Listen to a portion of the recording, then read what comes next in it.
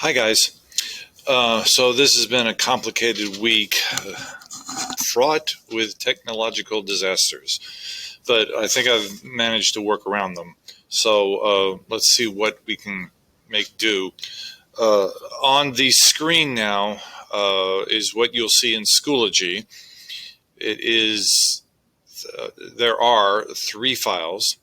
The first one is a performance of Gilgamesh, the poem, that we'll be reading in class, that is using a retro instrument of the time period and the language of Acadia. So it's a short video. It's only the first few stanzas of the whole epic. So you might get some interesting sounds out of it. It's just an FYI. This second video. Dylan Bates, if you're in the building, please report to the front receptionist desk. Dylan Bates, please report to the front receptionist desk. The second video is just a TED Talk, which is discussing the actual tablets that were found for the epic itself. Finally, this PDF here, which I'll open now, it is the direct translation of the text. So when I use the term direct translation, that means it's practically word for word. The translators are devoting their concepts to echo the culture as best they can, and illustrating fragments and scratches in the actual tablet with dashes and dots, ellipses. So that's a direct translation. On Wednesday, we'll probably move towards what's called a free translation, and it's this right here. If you look in the bottom window, it's called Gilgamesh, and it is a free translation, like I said, and the author is at liberty to choose any modern type of language he would like to use, and however he wants to present the text. But it will have the same plot, it has the same characters, he's just juggling around some notions so that they make better sense in English. Okay, so this is, at present, what I have here is the direct translation.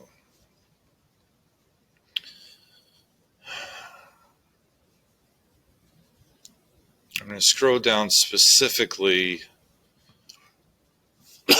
Excuse me.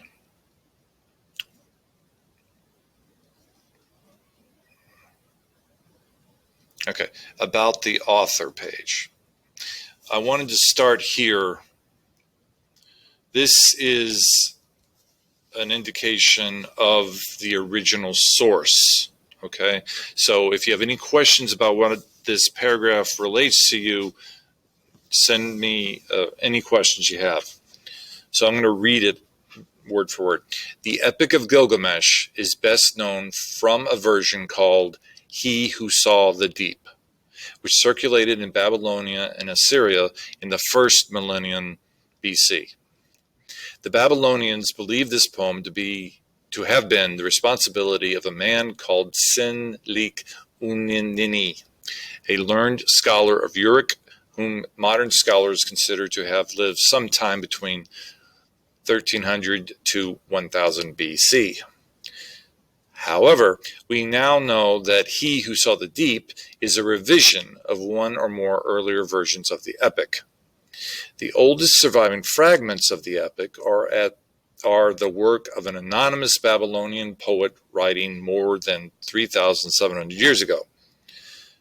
The Babylonian epic was composed in Akkadian, but its literary origins lie in 5 Sumerian poems of even greater antiquity.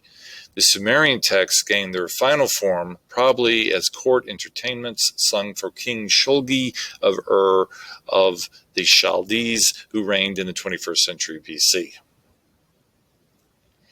Okay, now, so what we've got here. The Epic of Gilgamesh is basically the oldest epic in existence with a named author attributed to it. So that much we know for certain. We don't know exactly, I'll refer to him as Sin.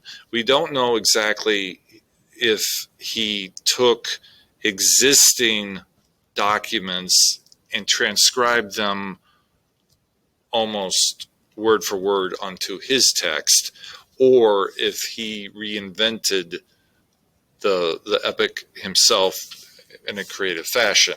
There are elements of creative invention within the text that we can tell, but aside from these little glimpses, it's hard to distinguish how much of this is the creative work of Sin, or is it just a retelling based on evidence that he has in front of him. The story itself is old. As it says in this paragraph, there are 5 Sumerian poems older than the Babylonian epic, but we don't have them in full, and we don't have a name attributed to them. So that's why we use this version of the Epic of Gilgamesh. It's referred to as the standard. And the official title, when you're referring to the standard version, is He Who Saw the Deep. Okay? That phrase, He Who Saw the Deep, is in a literary element, a literary device called an incipit. Okay, that's when the first few words of a text act as identification of a document.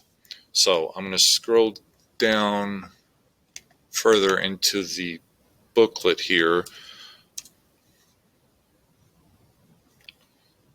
Okay, on page 61 is a listing of the dramatis personae. Of this list, as far as we're concerned, these first few days, we only need to know about 6 or 7 names. So starting at the top, Gilgamesh is the king. He's the protagonist. He's the title character. His mother is named Ninsun, and she's a goddess. So he's part god, part mortal. His best friend, his name is Enkidu. He'll become a traveling companion, and they'll have adventures together.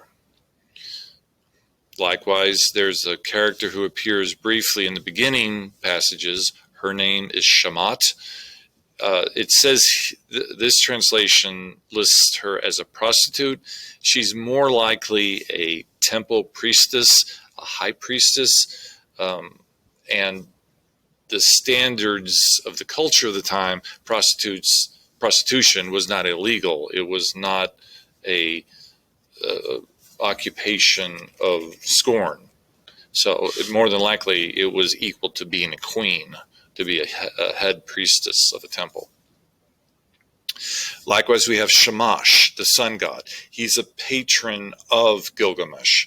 He's going to give him benefits and strength as his journey goes on.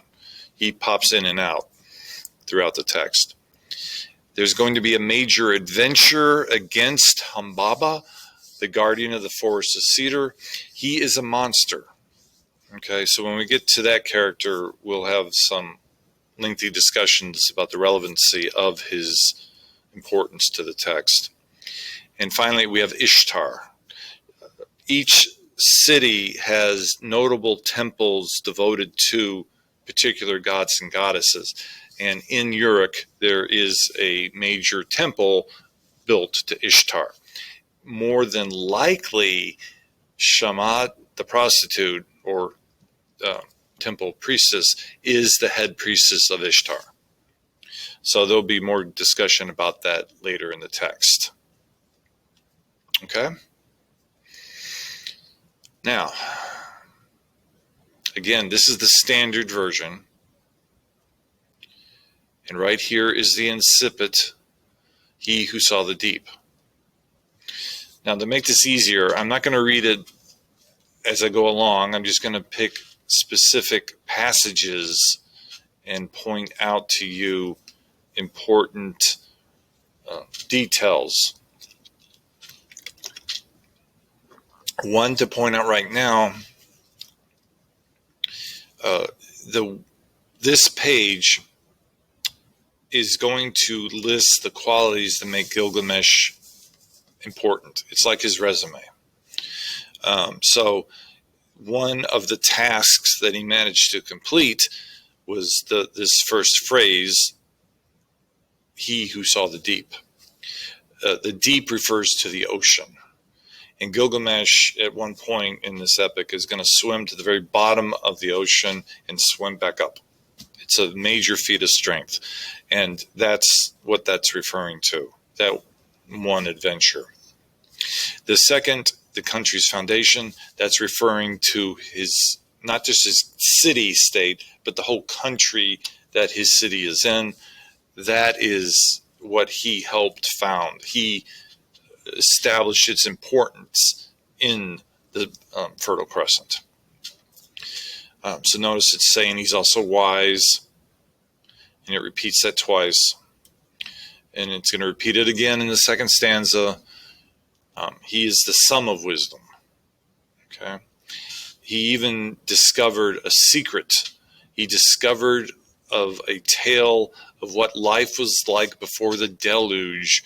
And now this deluge is of major importance. This is the first recording of a flood, a global flood-like situation. So this is even older than the Old Testament's version with Noah and the flood. In this case, we'll meet the Babylonian Noah and hear his version of the story, which is very similar to what becomes the ancient Hebrews' Old Testament story. But that'll be later, probably next week. Okay, now this stanza, notice it mentions that Gilgamesh came a far road, was weary, found peace, and set all his labors on a tablet of stone. He built the rampart of Uruk the sheepfold, of Holy Enna, the sacred storehouse. So the sacred storehouse is basically a ziggurat, those step pyramids you can still see in the Middle East that they're uncovering every day. And they were used as multifunctional architecture. So they were temples, they were marketplaces, and they also were storehouses of grain.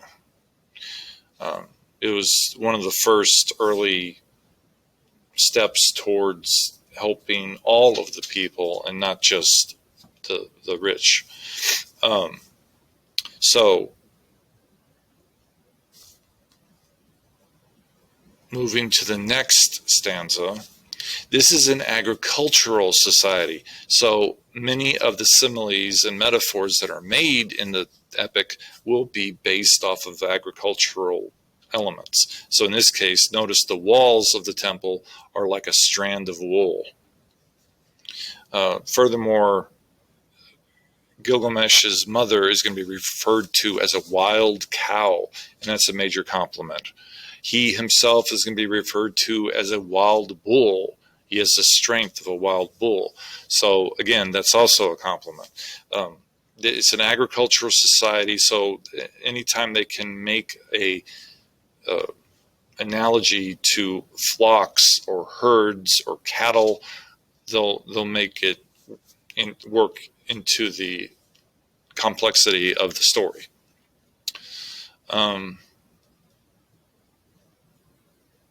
Okay, now this epic is told to you in first person. The narrator is omniscient, and he's walking you through the city, telling you all the details, and he'll tell you all the thoughts of every character that pops into the story, into the plot.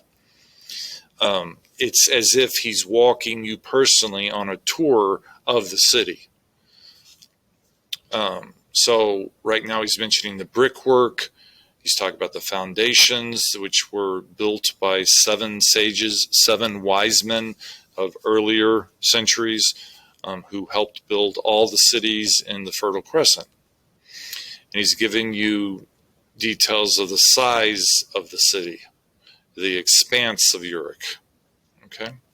And at this point, this stanza, you're standing in front of a tablet box of cedar, and you, as the reader, are opening up the box, taking out the tablets of lapis lazuli, and you are now able to read the adventures of Gilgamesh, all through the help of the narrator himself. Taking that into consideration, this is a very unique document. Considering how old it is, it has set the standards for a lot of modern literature even today. It's shifting notions of cultural expectations of what should be in text, what should be in fiction. It has set the bar. Now, line 35 in particular, you'll notice Gilgamesh is referred to as a wild bull of Lugalbanda. Excuse me. That's just one of his many epithets, his titles, his nicknames. Wild bull of Lugalbanda. So that will pop up again in the text. So be prepared to see that. And here's a mention of his mother, the goddess Ninsun. And like I said, she's compared to as a wild cow. And that's a major compliment you can give her. So as we go further into this opening section, Gilgamesh is going to be described to you physically. He's tall, magnificent, terrible. He managed to open passes in the mountains. He dug wells in the slopes of the uplands. He crossed the ocean. He went on a journey searching for life.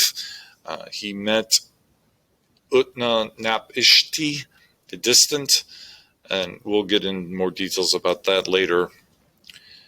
And he also set up cult centers that were destroyed by the Great Flood, the deluge, as they refer to it here. No one can rival this great king. Okay? He's so great, he's 2/3 God and 1/3 human. So notice the irony here. When you look at Heracles, or if you look at Achilles, they're 1/2 God, 1/2 human for the ancient Greeks. But for these people, the Babylonians and the Sumerians, they gave him even more godliness, 2/3 God. Now, this is going to be a major discussion in another few days, so remember this, take note of this, highlight it as much as you can. 2/3 of him are God, 1/3 of him is human. He was built by divine essence, by divine plans. The Lady of the Gods, Aruru is her name, the Lady of the Gods drew the form of his figure while his build was perfected by divine Nudimmud. Now, Nudimmud is another name for Ea. Okay? So, Ea, E-A, is a god of creation, another god of creation. Okay, now we're going to actually get a physical description of the character of Gilgamesh. This is his height, his foot, and his stride.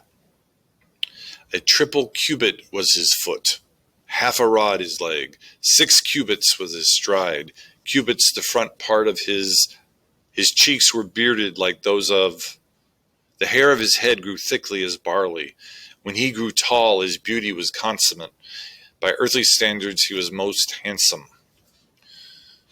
Okay, so again, this is a direct translation, so some of the words are lost, but they have provided you what remains in between the scratches and the cracks in the tablet. So what we do know, this is an over-exaggeration of how strong and how big Gilgamesh actually is. I like to picture him as Dwayne Johnson just to keep it on an equal plane, because Dwayne is really big, and he's got that exotic look about him. So by any means, it's easier to think of him as a human. The narrator has just exaggerated his details to make him seem even more impressive. He was no equal. He has no equal when his weapons are brandished. His companions are kept on their feet by his contest. So he's always on the go. He's mighty and strong with his weapons. No one could defeat him in battle. Okay. Now, at line 67, right here, we're going to start the conflict.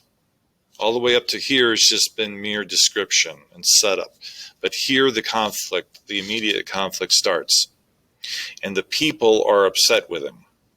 So this is an example of in medias res. The epic starts in the middle of things. All we know is he's acting as an absolute ruler. He's letting his power corrupt his thought process. He's a tyrant. So the examples of his tyranny shown here, he takes the sons from their family, basically, and more or less putting them in his military ranks. And then he is taking the daughters from their family, and essentially he's raping them and giving them back to the family. It's so that his genetics are being dispersed throughout the kingdom, is what it comes down to. Now, the people are going to be upset by this. Rulers are supposed to be shepherds. They're supposed to be protecting the people. They're not supposed to be attacking the people. So in this translation, it says, the women voice their troubles to the goddesses. Now, it's going to be a chain reaction here. The women are complaining to the goddesses complain to the gods specifically go to Anu, A-N-U. Anu is the god of justice. The god of justice is going to take these complaints and go to the goddess Aruru. In a second, we'll see her name. She is a creation goddess. In this epic, she is given credit for creating humanity. In an earlier epic, it was given to Ea. Be that as it may, discrepancy is what it is. But in this epic, she is given full credit, and she's called a great goddess. So the important thing here at this point, the further you read into this, pay attention to how the females are portrayed. Notice the roles they are given in this society. Notice the roles the men are given in this society. You can have an interesting interplay of discussion points within an essay with just this little bit of information, just by examining the gender of the story. Okay, so moving forward into the text, here the god Anu is mentioned, the god of justice, and he is going to approach the goddess Aruru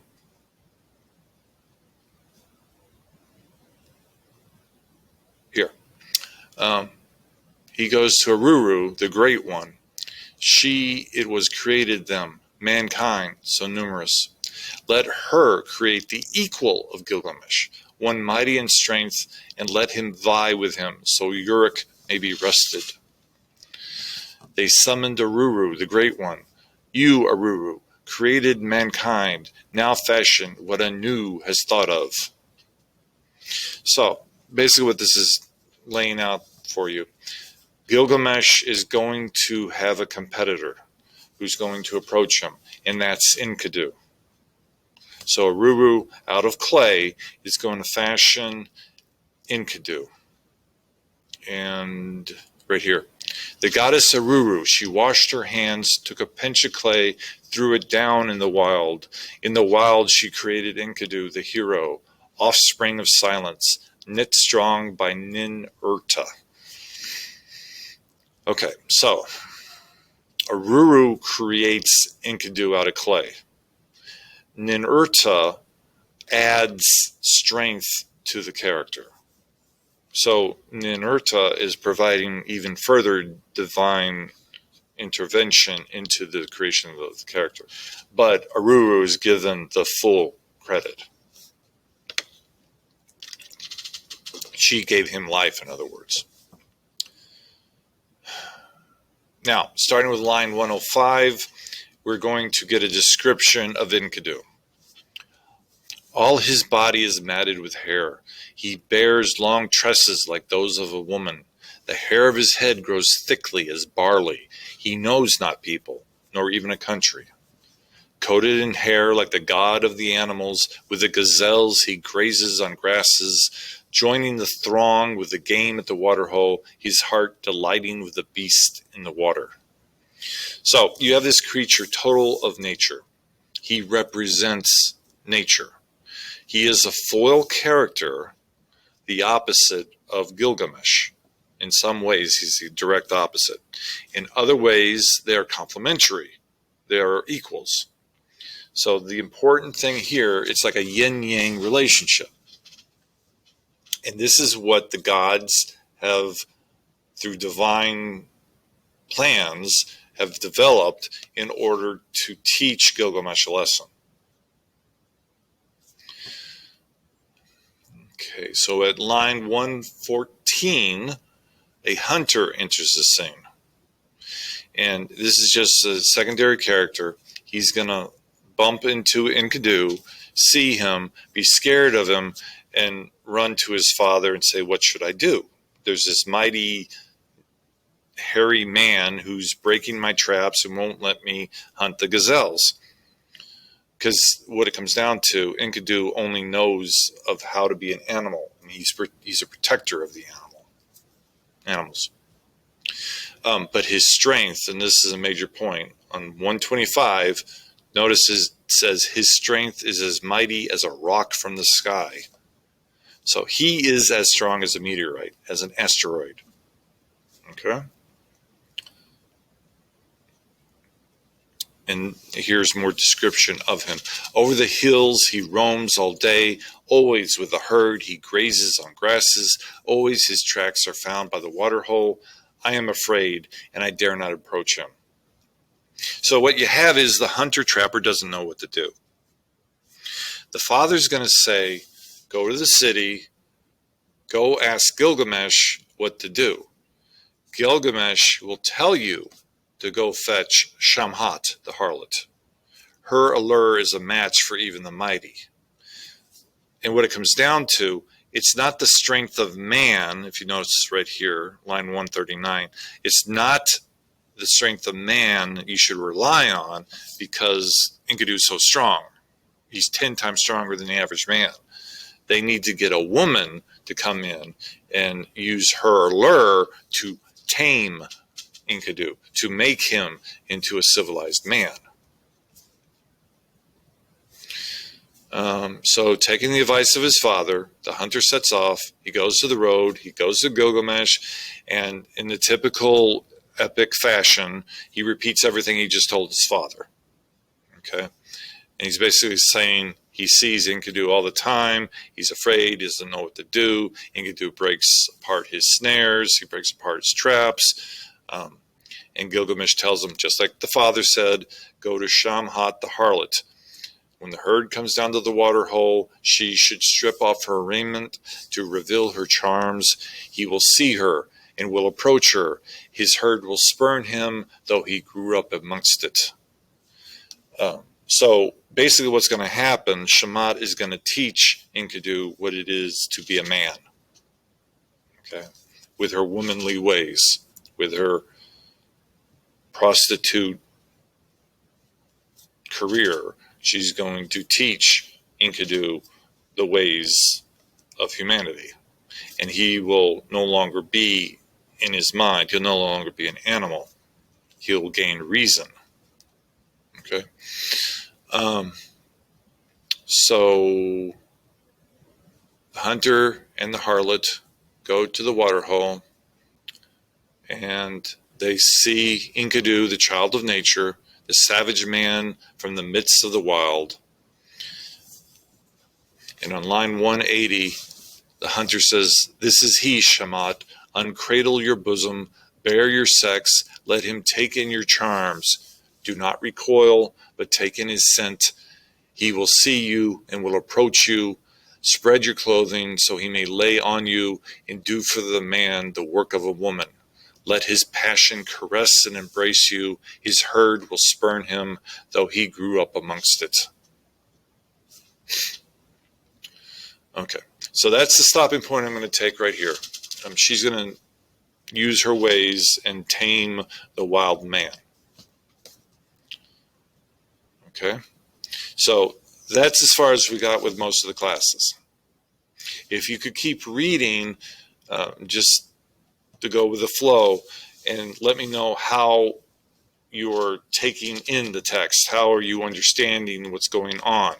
The next few days, it's going to be give or take about communicating the situation with this story. So at best, we'll probably do what I've just done today for like 20 or 30 minutes, read off sections and explain it as we go along. Okay? Otherwise, that's all I have for today. If you have any questions, like I just said that, but if you have any questions, just let me know, and we'll see what we can do here. So stay safe out there.